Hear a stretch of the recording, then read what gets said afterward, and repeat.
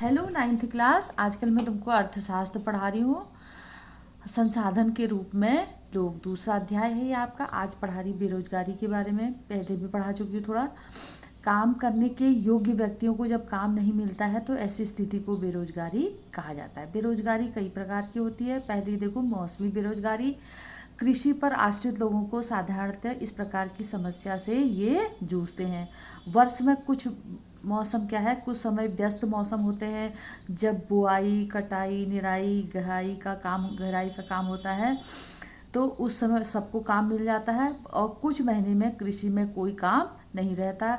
इस महीने में कृषि पर आश्रित लोगों को अधिक काम नहीं मिल पाता है। इसको कहते हैं मौसमी बेरोजगारी। दूसरा है प्रच्छन्न बेरोजगारी।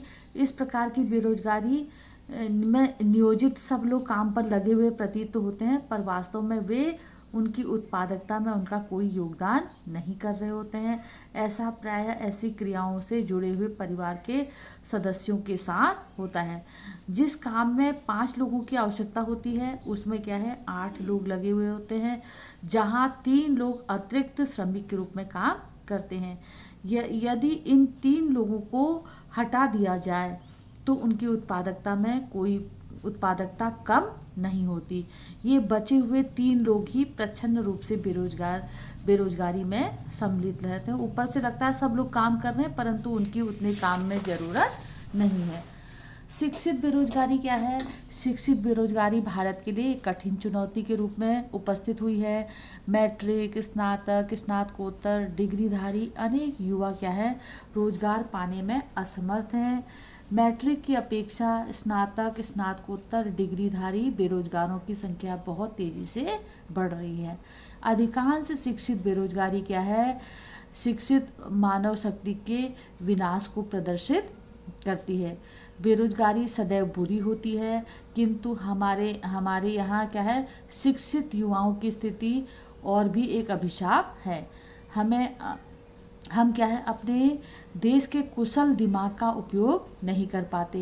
वो योग्य होते हैं, उनकी योग्यता का उपयोग नहीं कर पाते हैं। ये हमारे लिए बड़ी समस्या है। बेरोजगारी के प्रमुख परिणाम क्या है? देखो, किसी भी अर्थव्यवस्था के समग्र विकास में बेरोजगारी का नकारात्मक प्रभाव पड़ता है। बेरोजगारी में वृद्धि से मंदीग्रस्त अर्थव्यवस्था का सूचक है। इस समय सबको काम नहीं मिल रहा, तो इसका मतलब यहाँ की अर्थव्यवस्था में मंदी का सूचक है। सबको काम मिलना चाहिए, सबको रोजगार मिलना चाहिए, उसका अर्थव्यवस्था पर बुरा प्रभाव पड़ता है। किसी भी व्यक्ति के साथ साथ समाज की गुणवत्ता पर भी इसका बुरा प्रभाव पड़ता है। अतः स्वास्थ्य स्तर में भी उसकी गिरावट का कारण बनता है। लोगों को पैसा नहीं मिलेगा, खाना पीना नहीं मिलेगा, तो इससे उनके स्वास्थ्य पर बुरा प्रभाव पड़ सकता है। बेरोजगारी आर्थिक बोझ में वृद्धि करने की कोशिश करती है। बेरोजगारों की कार्यरत जनसंख्या पर निर्भरता बढ़ जाती है। जो काम करने वाले लोग हैं उन पर बेरोजगार लोगों का भार पड़ जाता है, जिससे क्या है वो एक समस्या, बहुत बड़ी समस्या है।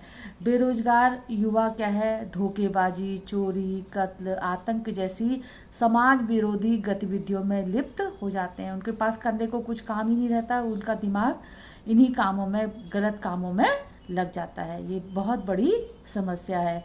बेरोजगारी क्या है जनशक्ति संसाधन की बर्बादी का कारण बनती है।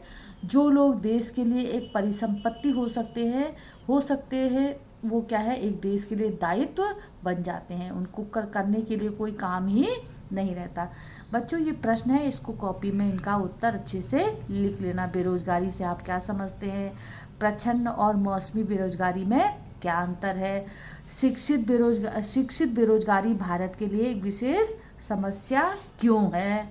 यह है बेरोजगारी के प्रमुख परिणामों का उल्लेख कीजिए। एग्जाम में ये प्रश्न, इस तरह के प्रश्न आते हैं, इनको कॉपी में नोट करके हमको दिखाना।